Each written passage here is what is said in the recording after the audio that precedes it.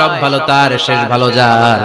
বিশ্বনবী দোয়া করতেন, আল্লাহুম্মা রযুকনা হুসনাল খাওয়াতিম, আল্লাহুম্মা রযুকনা হুসনাল খাওয়াতিম। প্রতিদিন সব সময় নামাজের পরে পড়বেন, আল্লাহুম্মা রযুকনা হুসনাল খাওয়াতিম, আল্লাহুম্মা রযুকনা হুসনাল খাওয়াতিম। আল্লাহ আমাদের শেষটাকে ভালো করো, আমাদের শেষটাকে তুমি ঈমানের উপর করো। পড়েন আমিন। অনেক আল্লাহওয়ালা নামাজি শেষ জীবনে মুরতাদ হয়ে যায়, নাস্তিক হয়ে যায়, আছে না নাই? মুফাসসির ইসলামের নাম শুনছেন? অনেক ইসলামের বয়ান দিত লোকটা শুরু থেকে আমি তাকে চিনতাম। অনেক ইসলামের বয়ান করতো, ইসলামের পক্ষে সে অনলাইনে কথা বলতো। আস্তে আস্তে আস্তে আস্তে নাস্তিক হয়ে গেছে। এজন্য বিশ্বনবী বলতেন, আল্লাহুম্মা রযুকনা হুসনাল খাওয়াতিম, আল্লাহ শেষটা আমার ভালো করো, আমার শেষটা যেন কালিমাতুত তাইয়্যিবা লা ইলাহা ইল্লাল্লাহর উপর হয়, আমার শেষটা যেন ঈমানের উপর হয়। পড়েন আমিন।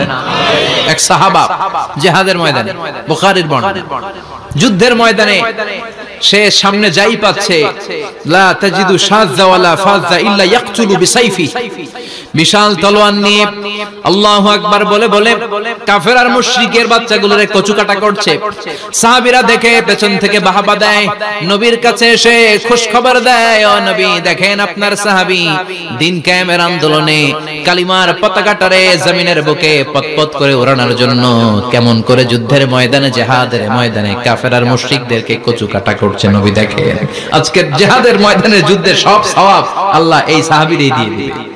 বিশ্বনবী বললেন, হুয়া ফিন্নার, সে জাহান্নামে যাবে। সাহাবীরা তো অবাক, জীবন বাজি রেখে তলোয়ার নিয়ে কাফেরদের সাথে যুদ্ধে ময়দানের মধ্যে লিপ্ত, একটার পর একটা কাফের গুলোরে হত্যা করে জাহান্নামের মেহমান করে পাঠিয়ে দিচ্ছে। এই লোকটা কেমন করে জাহান্নামী হয়? বিশ্বনবী বললেন, হুয়া ফিন্নার, এই লোকটা জাহান্নামে যাবে, এরে কেউ বাঁচাতে পারবে না, জাহান্নামী। এক সাহাবী মনে মনে বলল, এই লোকটা কেমন করে জাহান্নামী হয়, আমি তার পেছনে পেছনে দেখবো তার শেষ পর্যন্ত কি ঘটে, কারণ নবী যা বলে এটা তো কোনোদিন মিথ্যা হতে পারে।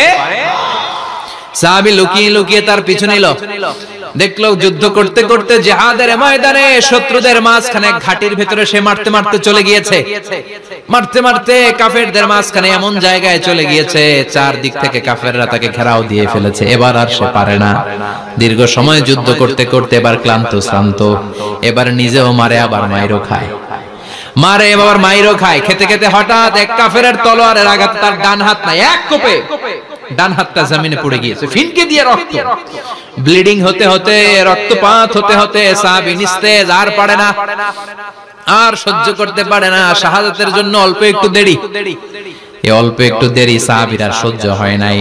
ওই সাহাবী নিজের তলোয়ারটা জমিনের মধ্যে গেড়ে তলোয়ারের উপরে ঝাঁপিয়ে পড়েছে, তলোয়ারের এক মাথা পেটের এখান দিয়ে ঢুকে পিঠের ওই পাশ দিয়ে বের হয়েছে।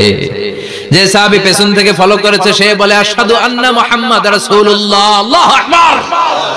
দৌড়ে এসে নবীর কাছে বলে, ও নবী, আপনি যে নবী, শেষ নবী, আখিরি জামানার পয়গম্বর, আপনি যে বিশ্ব নবী, কোনো সন্দেহ নাই, আমি নিজ চোখে চাক্ষুষ দেখে এসেছি আপনার ওই সাহাবা আত্মহত্যা করে দুনিয়া থেকে বিদায় হয়েছে। এজন্য শেষটা কার, শেষটা কিভাবে যায় আমরা জানি। এজন্য আল্লাহর কাছে আমরা ফরিয়াদ করি আমাদের মৃত্যু যেন ঈমানের মৃত্যু হয়। আমিন পড়েন, আর জোরে পড়েন আমিন। দ্বিতীয় ফুৎকার দেওয়ার সাথে সাথে আল্লাহ মালাকুল মাউতকে বলবে, ও মালাকুল মাউত, পৃথিবীর সব মানুষগুলোর রূহ কবজ কর, সব মানুষের রূহ কবজ হয়ে যাবে, সব জিনদের রূহ কবজ কর, সব জিনদেরও রূহ কবজ হয়ে যাবে।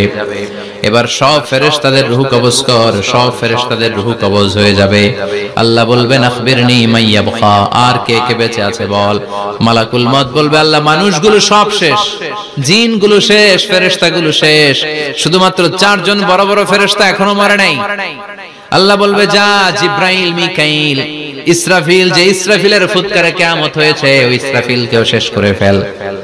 জিব্রাইল, ইসরাফিল, মিকাইল সব শেষ, এবার মহাবিশ্বে কেউ নাই। আল্লাহ বলবেন, আখবিরনি মাইয়াবকা, ও মালাকুল মাউত আজরাইল, এবার কে আছে? কই কেউ নাই, সব শেষ। কেউ আছে? কেউ নাই, সব শেষ, আছে শুধু আল্লাহ আর মালাকুল মাউত, ঠিক কি না? আল্লাহ বলবে, আখবিরনি মাইয়াবকা, ও মালাকুল মাউত আমারে বল কে আছে? কয় আমি আছি। কয় তুই মর। আমি আছি, আমি। আল্লাহ বলবে তাহলে এবার তুই মর, তুই মর। শোনার সাথে সাথে মালাকুল মাউতের কাঁপুনি ছুটে যাবে, খিচুনি ছুটে যাবে, ভয় ভয়ে খিচুনি ছুটে যাবে, কারণ মৃত্যুটা তো সে দেখেছে। দুইটা সিস্টেমে মালাকুল মাউত রূহ কবজ করে। আপনারা যারা আল্লাহওয়ালা, আপনাদের মাথার সামনে এসে একটা যুবক, সুশ্রী, যত সুন্দর হতে পারে একজন মানুষ, এরকম একজন মানুষের চেহারায় আসবে আপনাদের কাছে, এসে সুগন্ধি পারফিউম মাখা সাদা ধবধবে কাপড় পরে এসে আপনার শিওরে বসবে, এসে খুবই বিনয়ের সাথে ভদ্রতার সাথে বলবে, ইয়া আইয়াতুহান নাফসুল মুতমাইন্না, ইয়া আইয়াতুহান নাফসুল মুতমাইন্না, ইয়া আইয়াতুহান নাফসুত তাইয়্যিবা, হে পবিত্র আত্মা বের হয়ে আয়। বলার সাথে সাথে আপনার রূহটা স্মুথলি বের হয়ে যাবে। ইয়াতি বিহানুত মিন হানুতিল জান্নাহ, কাফান মিন আকফানিল জান্নাহ, জান্নাতের হানুতে করে কাফনের মধ্যে পেঁচিয়ে আপনার রূহটারে মালাকুল মউত ইল্লিনে নিয়ে যাবে। আল্লাহ আমাদের সবার নসিবে এই ঘটনা তুমি জারি করে দিও, আমিন। আর যারা ইসলাম মানে নাই, কোরআন মানে নাই, বিশ্ব নবীরে মানে নাই, তাদের সামনে কুৎসিত আকৃতির একটা ভয়ঙ্কর চেহারা নিয়ে আসবে। বিআকবাহি মা ইয়াকুন, হাদিসে এসেছে, যত খারাপ হতে পারে একজন মানুষের চেহারা, যত দুর্গন্ধযুক্ত হতে পারে একজন মানুষের দেহ, বিদঘুটে ভয়ঙ্কর রাক্ষসে এক চেহারা নিয়ে আসবে। মুমিনের সামনে এসে যেমনি ভদ্রভাবে বসে যায়, সে এরকম আসবে না, সে ত্রাস সৃষ্টি করবে। ডাকাত যখন আপনার অ্যাটাক করে এমন ত্রাস সৃষ্টি করবে, কোপ মেরে আঘাত করে আপনি ভয়ে সব দিয়ে দিবেন। ওনারা দেখলে আপনার পিলে চমকে যাবে। ভয়ঙ্কর দুর্গন্ধযুক্ত কালো একটা ড্রেস পরে আপনার সামনে এসে এমন ত্রাস সৃষ্টি করে বসবে, ওটা দেখলে অবস্থা খারাপ। চিৎকার দিয়ে ধমকাবে আর বলবে, ইয়া আইয়াতুহান নাফসুল খাবিসা, হে পাপাত্তা বের হয়ে আয় ইলা গাদাবিল্লাহ, আল্লাহর ক্ষোভ, আল্লাহর রাগের দিকে তুই বের হয়ে আয়। মুমিনের আত্মাটা যেমনি স্মুথলি বের হয়ে এসেছে, কাফেরের আত্মাটা বলার সাথে সাথে বেরোতে চাইবে না। আত্মাটা একবার ডানে দৌড়, একবার বায়ে দৌড়, একবার সামনে দৌড়, আর একবার পিছনে দৌড়। এবার মালাকুল মাউত আরো হিংস্র হয়ে যাবে, পা থেকে টান মেরে সারা দেহ থেকে খিচুনি দিয়ে পুরো দেহটারে চাপতে চাপতে জীবিত একটা ছাগলের চামড়া জীবিত অবস্থায় তার দেহ থেকে উল্টো দিকে টেনে টেনে বের করলে যেমন কষ্ট হয়, একজন কাফেরের রূহ দেহ থেকে টেনে হিচড়ে মালাকুল মাউত বের করে ফেলবে। এজন্য আল্লাহর কাছে আমরা চাই, ঈমানের পথে অবিচল থেকে আমার মরণ যেন হয়। প্রতিদিন পড়বেন এটা দোয়া, ঈমানের পথে থেকে যেন আমাদের মৃত্যু হয়। পড়েন আমিন। মালাকুল মাউত এই দৃশ্যগুলো নিজেই ঘটিয়েছে, তার জানা আছে মৃত্যুর কত কষ্ট। আল্লাহ বলবেন মর, বলার সাথে সাথে কাঁপুনি ছুটে যাবে। আল্লাহ বলবেন কেঁপে লাভ নাই, মর, মরতে হবেই, কারণ কুল্লু নাফসিন, everyone has to take the test of death, সবাইকে মৃত্যু নিতে হবে, গ্রহণ করতে হবে স্বাদ। The most certain thing in our life is death, but the most uncertain thing in our life is the time of death. আমাদের জীবনের সবচাইতে সুনিশ্চিত বিষয় হচ্ছে যে আমরা মরব, এটা আমরা সবাই জানি না, কিন্তু সবচাইতে অনিশ্চিত বিষয় হচ্ছে যে আমরা কখন মরব, এটা আমরা কেউ জানি না। জানি মালাকুল মাউত কাঁপতে থাকবে। আল্লাহ বলবেন জান্নাত এবং জাহান্নামের মাঝ বরাবর একটা জায়গা আছে, আল আরাফ, ওইখানে দাঁড়া। ওইখানে দাঁড়িয়ে মালাকুল মাউত বিকট একটা চিৎকার দিয়ে সারা পৃথিবীর মানুষগুলো, ফেরেশতাগুলো যেমনি দুনিয়া থেকে বিদায় হয়েছে, মালাকুল মাউত তখন বিদায় হয়ে যাবে। সেদিন বিকট একটা চিৎকার মেরে তিনি বিদায় হবেন। বিশ্বনবী বলেন মালাকুল মাউতের মরণের সময় সেই চিৎকারটা ওই দিন এত ভয়ঙ্কর হবে, দুনিয়াতে যদি তখন মানুষ থাকতো, কিয়ামত ঘটানোর জন্য আলাদা করে ইসরাফিলের সিংগায় ফুৎকার দেওয়ার আর দরকার হতো না। মালাকুল মাউতের মরণের কষ্টের ওই চিৎকারের আওয়াজ শুনলে মানুষগুলো সব কানের পর্দা ফেটে জমিনের মধ্যে তখনই লাশ হয়ে পড়ে যেত। মালাকুল মাউত এখন আর নাই, ডানে বায়ে সামনে পেছনে কেউ নাই, একজন ছাড়া তিনি কে?